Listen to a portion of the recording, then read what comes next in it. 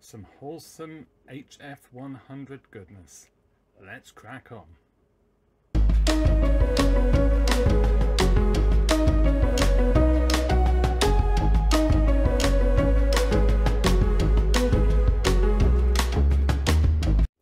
Hello and welcome to another MrBetaByte video, and this one's a little bit different insofar as we're looking at a Sony SL-HF100.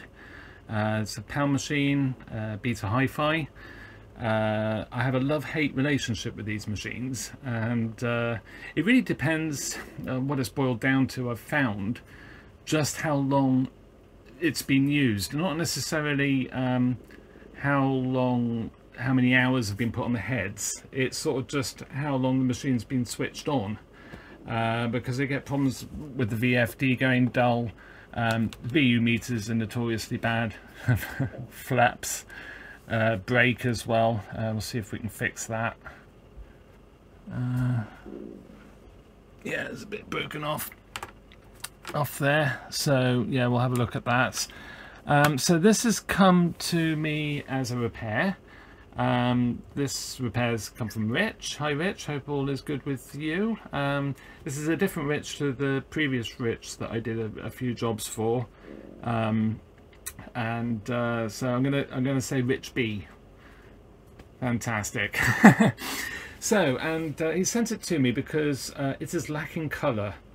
And again, with this generation of machine, I'm starting to see this a bit more. Yeah, we'll investigate and see what's going on. There are one or two capacitors in these as well that can cause problems, so we'll check those out as well. There's more weird than values, like the 10 volt ones in particular are starting to sort of get a bit leaky on these. So yeah, let's take a look inside. I've already taken the screws out. And yeah, it looks actually really clean. The upper drum looks like relatively low hours, which is superb. And not too dusty at all. Really tidy. So I think before I do anything, I'm going to do the capacitors and power supply. There's I think the 16 volt bipolar ones, can't remember the value, 4.7, 47 microfarad, something like that. And these also have, I believe, the 350 volt 4.7 capacitors in as well. So I'll probably change all four if I've got them. I'm pretty sure I have. So yeah, let's just pull off the top. I'm probably not going to take the power supply out to do it. I think I can do it in situ, but I may be wrong. I can't remember. It has actually been a little while since I've done an HF100, and we have got a few more to come on the channel as well. Yeah, so it's those two, these two. We will attempt to change. So I'll just get the bottom cover off and just see if you do have access. I don't think you do. I think you have to take the power supply out. Let's crack on. Okay, so yeah, there is a sheet of metal actually underneath, so that'll that would stop access, even though there's a cam bottom you can pop off. Once this is out, you can't get to the bottom without actually removing the power supply. So screw in there, screw down there, so it's the one on this side. And a little bit of a telltale, while those screws are being a little bit stubborn coming out, looks as if it's at some point it's been in moisture. So it does help if I actually do this the right around. Oops.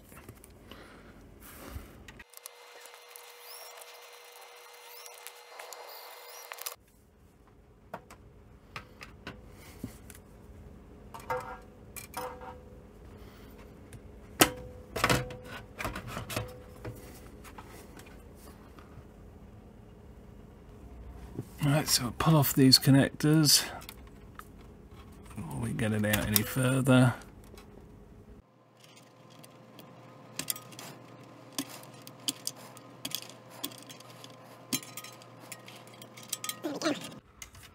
This should just lift out. And I did lose a screw, but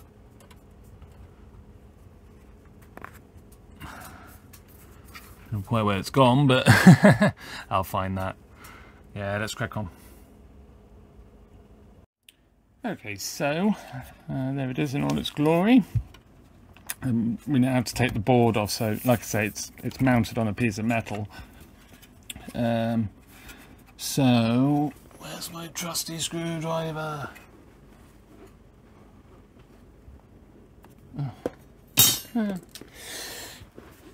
Right, so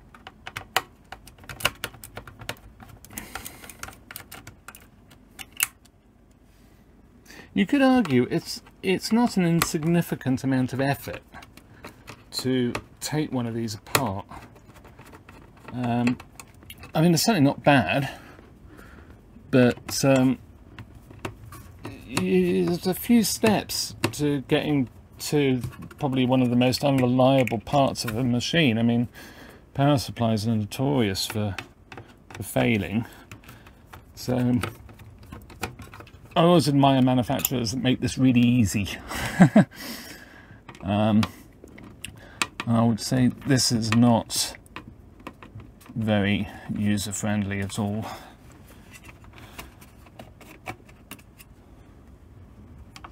So, super short ones in the back compared to the normal length. I don't think it would matter too much if you did put the normal length in. Is there? I don't think there is. I missed a screw. Yes, I have. Oh dear. So screw there as well.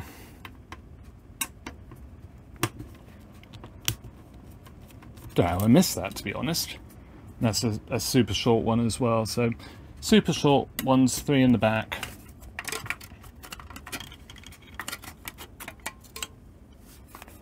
So I'm just going to say this hasn't got the plastic, but it has.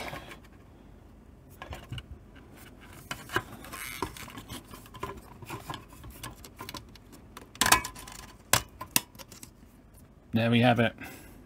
That's usually a good indication as well. How mucky this is. I'll clean this, but that's actually fairly normal. So yeah, that's really cool. So I'll find those capacitors that I need and we'll get them changed. Let's crack on. So all done. 2 new 350 volt 4.7 microfarad capacitors, and I've gone for the ceramic bipolar 16 volt 4.7 microfarad. The original one's the 10 volt. I always think they're 16 volt as well, but they're not the 10 volt. They're just physically the same size as the modern electrolytics that are the 4.7 bipolar capacitors. They're 16 volts and physically the same size. So let's check we got those right. So dot on the board to the negative of each capacitor, and then of course we've got the 2 empty spots where the electrolytics would have been. So that's going to throw someone if they ever have a look in here. I did check them. They actually checked fine, relatively fine. One of the 4.7s, sorry, 47s, the bipolar ones, was reading high, a bit on the high side, which can be a sign of maybe bad things happening. But of course, I mean, they've been heated up a bit as well, so that can sort of mask any potential issues with them. But I'm just finding you've got to do it, really. You've got to change them. There's no physical signs of leakage, but then they don't always show physical signs, to be honest. Yeah, and I'll clean that as well. So let's get this back together.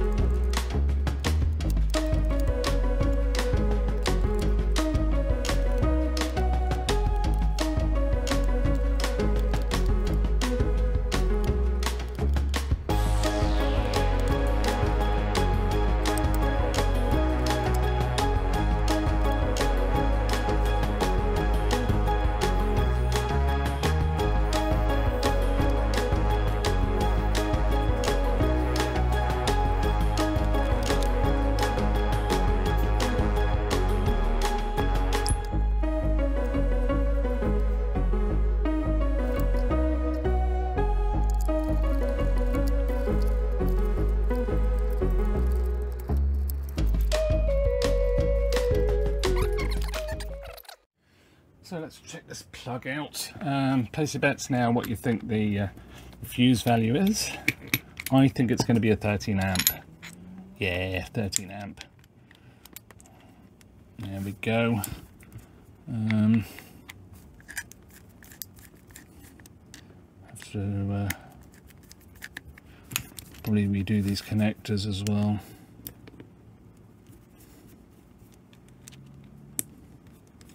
Oh, that was quite loose. Yeah, so these conductors are a bit not the best, as they were from the factory by the looks. So yeah, I'm going to redo these, and we'll put the other plug on, and job will be a good one. That's better. Let's crack on. Right, so the next thing I'm going to do before I power this on, and hope it doesn't blow up the power supply, is take the bottom cover off, and let's have a look at that that Hall effect device. Oh, a bit of a dent there. It's got all its feet, which is good. Bit important on these, so yeah, let's crack on.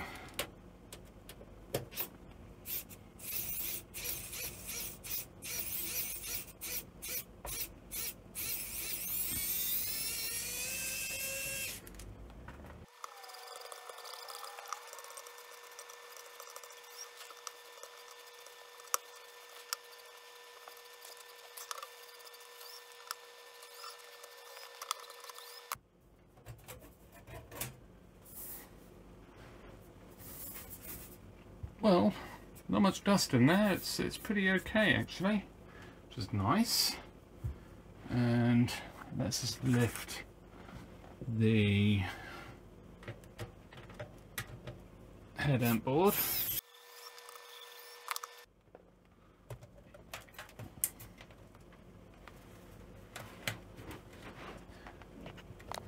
Yeah, so that is very glued up and will definitely need to be done. Plastics don't look too horrific. We have got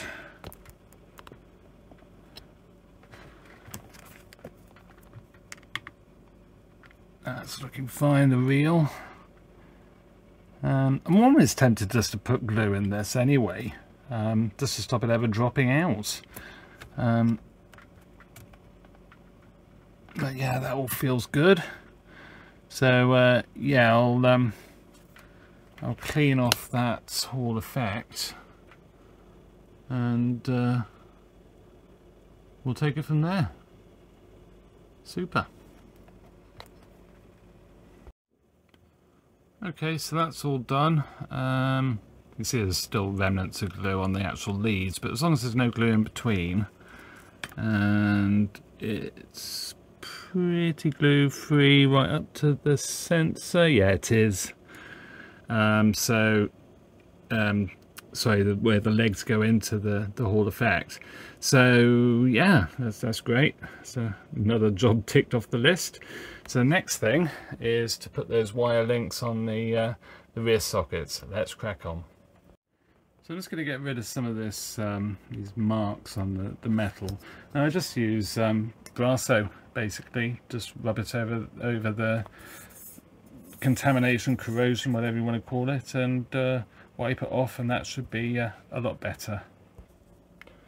So just about to put the wire on, just waiting for the iron to warm up, but these sockets, wow, they've cleaned up so nicely. Oh, I need to just clean off that bit of Brasso there, and also done the rest of the back. That hasn't come out quite so nice, but it's a lot better, so that's good. So yeah, get these wire links put in. So they're all done. In, out on the video, and on the audio as well. You just about make out where I've done it. Just adds a bit more resilience. So let's get this turned over and give it a test. Okay, so here it goes. Fingers crossed. Lovely. Ooh, VFD looks okay. It's a little bit on the dark side, but I think with a clean we might be okay. So let's pull this flap down, meter on.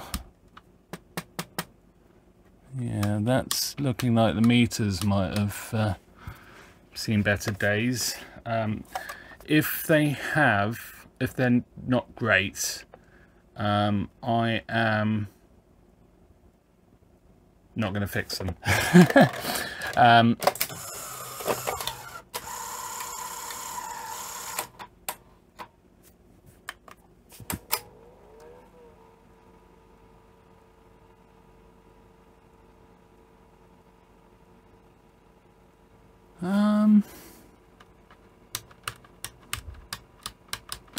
bit confused why there's nothing at all on the meters.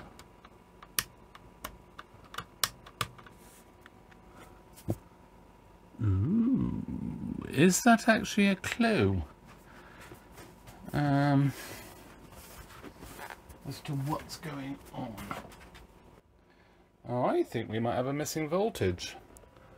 So we've got black and white. I'm on HiFi as well. Turn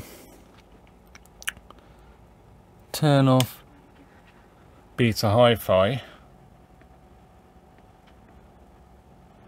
And it's fine. But basically we've got no voltage to, just making sure I've plugged everything in, which I have, and everything's secure, to chroma and HiFi. So yeah, well, that's interesting. Going to be a voltage issue, power supply issue. Okay, let's crack on. A couple of days on, and yeah, done a bit more investigation, and also have a new PC, which is really cool. So not new, it's sort of built from old bits, but it's a lot newer than what I was using before, so hopefully editing should be better, and maybe it will help with the sound issues as well, which I never really fully got to the bottom of, although I'm using a new mic. So we'll see how that goes, and I've used it for a couple of videos now. Anyway, I had problems with the 4.43. It just wasn't really there at all. I say it wasn't there at all. It was low, which I was a bit surprised at, because I didn't think it would actually still play. 4.43, it's used pretty much throughout all of the different processors on the machine, on these Sonys. So if that's missing and cause problems with servo, motors not running, whatever. So changed that. As soon as I changed that, suddenly I had HiFi working again, which is interesting. But I thought I had a problem with the Hall effect. After I cleaned it, I tested the machine and I had no head rotation. I thought, oh no, you know, I've damaged the Hall effect, or, you know, it's because the legs were a little bit rotten on it. They weren't bad, but you could see the glue had started to eat into the device. And I thought, oh no, it's got in there, isopropyl's got in there and whatever. And so I left it. I tried it an hour later and it worked, and I left it on. And what I've found since is that from cold, pretty much every time, it'll probably make a liar of me now, but every time the heads won't spin up when it's first switched on. And I will try and demonstrate that now. So that's on. No head rotation.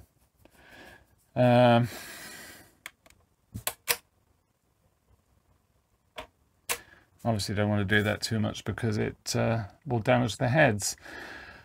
So my feeling is, where I'm going with this, even when it does finally get going, I still have black and whites, is that I think we're looking at a problem very similar to that slow 1700, where all those odd value capacitors, when I say odd value, it's the smaller capacitors, electrolytics, they're like 10 volts, and they're sort of dotted all around the server section. There's about half a dozen of them, and my guess is this will also use them, but also that they've gone bad. So I think that's going to be my next thing to do, is just see what's going on there. I will need to get to that board as well. Don't know, it's on the SS. I think it is actually all on the SS on this. Can't remember. Like I say, I have a love-hate with these machines, and I tend to erase the bad experiences out of my head. They can be really tricky to really get working right, because they can have several faults, and you're sort of fighting against one fault to get another one sorted, and yeah, you get weird testing results as well, which is sort of what I'm getting with this, really, to be fair. I do think at some point this has been in moisture. I think it's just heads now starts, but yeah, it's such a tidy machine, and you know, we can get this flap fixed. This happened in transit, unfortunately. Such a shame, but we'll fix it, we'll find a way. Yeah, so with the HiFi, it comes on now, and this is a HiFi encoded cassette, but I actually get no audio.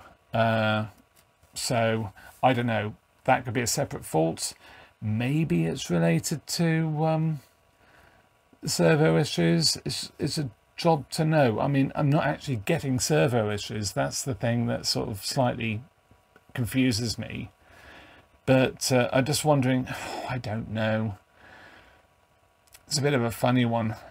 Or is it somewhere else where the 4.43 is just being... I don't know. Because obviously on this board, this is dealing with the colour from the tape. So my feeling is it should still be on this board.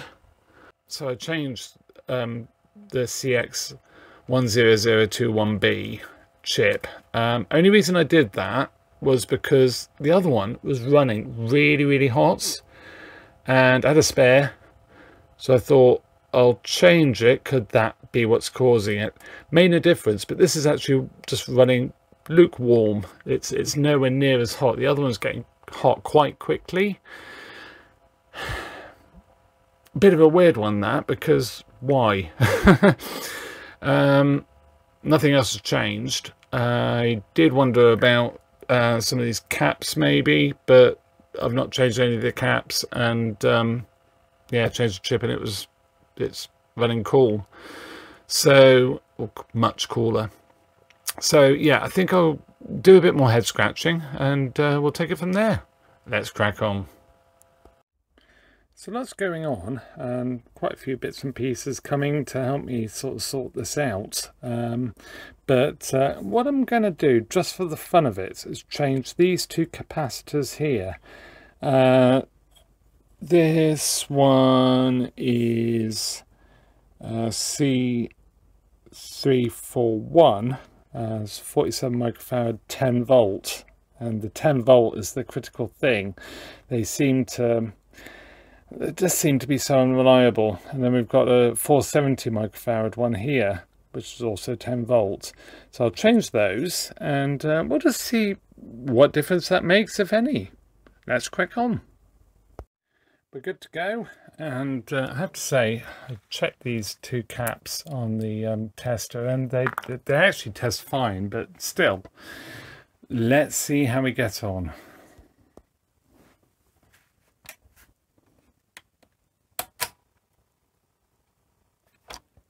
Yeah, same thing. But you can hear, don't you can make that out, there is like a sound from,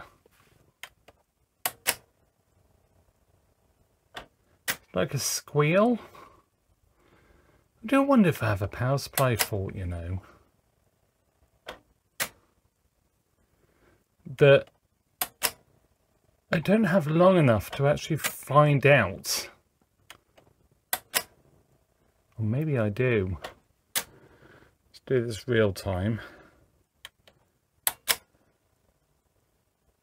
How long do I have before it does actually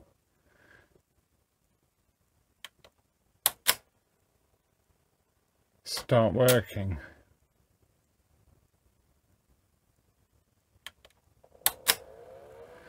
Not that long. Where are we? About a minute. So, it's going to be fun. And of course, I then have to wait until it cools down, whatever, to test again. But like I say, I have things on the way to help us test what's going on. So, yeah, more to follow. Things are arriving, and